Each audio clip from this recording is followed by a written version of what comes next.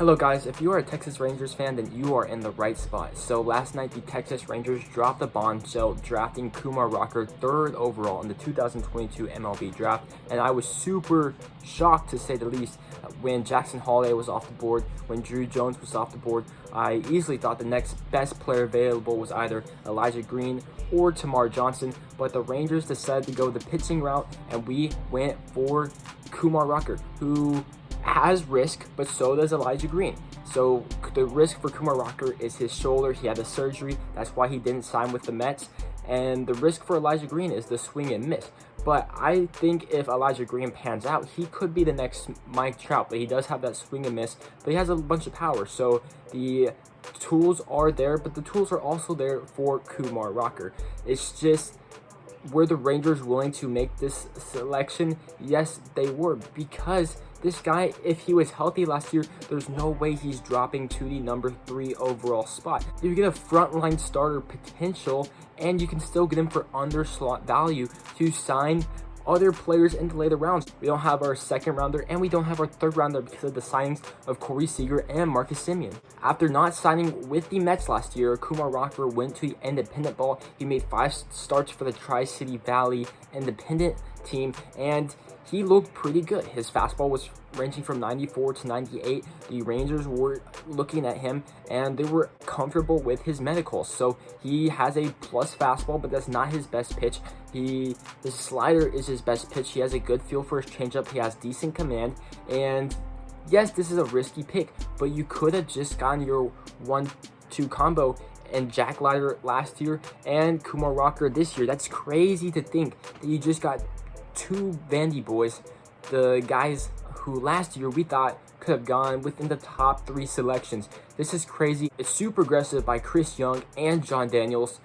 Could he be a reliever? Yes, he could, but if you drafted Elijah Green, could that guy just be a bust? Yes. Were there safer options on the board? Potentially. You could have gone the route of Tamar Johnson, Brooks Lee, Elijah Green, or Kevin Parada. All of those names could have been up for discussion, but if we look at all the problems that the Rangers have faced in recent years, it's always been the pitching, and we have so many hitters in the farm system: Josh Smith, Josh Young, Bubba Thompson, Leody Taveras, Ezekiel Duran, Sam Huff, Dustin Harris, Justin Foskey. That's just to name a few. There's also Luis Angel Acuna. And yes, those guys don't really have the highest ceilings in the world. If you get a guy like Elijah Green, that guy could be a future MVP, could change the franchise. But we do have a decent amount of hitters. What are we lacking? We're always lacking the pitching. And this year, with guys like TK Roby not doing the best, Ricky Vanasco not doing the best, we don't know what's going to happen with Cole Winn. Kumar Rocker could be a guy that you bring in, put him in AA Frisco. You can pair him with his boy in Jack Leiter. And hopefully you take it a little slow with Kumar, because you don't want to hurt his shoulder, because that's the biggest thing with Kumar. The Rangers were good on all of his physicals because he went to one of the best surgeons in LA, but you want to take it easy with him. But he could easily be in the major league rotation next year. So what type of rotation are we looking like? So that's obviously, if we extend Martin Perez would be there, John Gray would be there. I'm going to be a little optimistic. Let's just say Jack Leiter makes it, Kumar Rocker would make it, and Dane Dunning, but that doesn't even bring into the equation what we'll do at the trade deadline, because Chris Young and John Daniels they've already said that we're going to be adding at the trade deadline, and we're going to be adding starting pitching. So that means a Pablo Lopez, could that mean a Brad Keller, could that mean a Zach Gallen? So it's going to be a controllable starter. So who that push out? I'd push somebody out of the rotation, probably Dane Dunning. And we're going to sign free agents in the offseason. That's just inevitable. So maybe a Jameson Taillon. The Rangers rotation is definitely looking better. And we still got guys like Owen White, Cole Winn. And I do think Cole Winn can turn it around. I think this will be a solid selection. And if it doesn't pan out, the front office is going to get a lot of grief for it. But you got to make these risky selections. And the Rangers want to compete sooner rather than later. And with this pick, you can do that. Whereas Tamar Johnson probably will reach the majors in 4 years. Same with Elijah Green, probably 4 to 5. Brooks Lee would probably only take 2 to 3.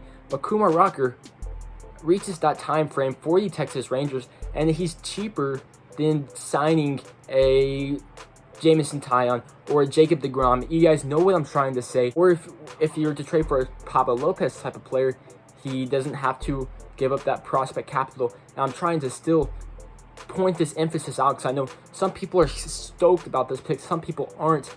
This guy was going to be the first overall pick in the draft last year, and if we were to select him last year, we'd be stoked. Or whoever was drafting last year, they'd be stoked. And even if he had his injury later, they would still be trusting on him to be a future ace in their franchise. So I think this is a solid selection by the Texas Rangers.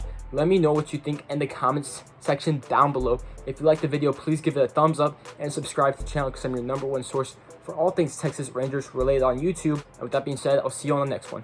Peace.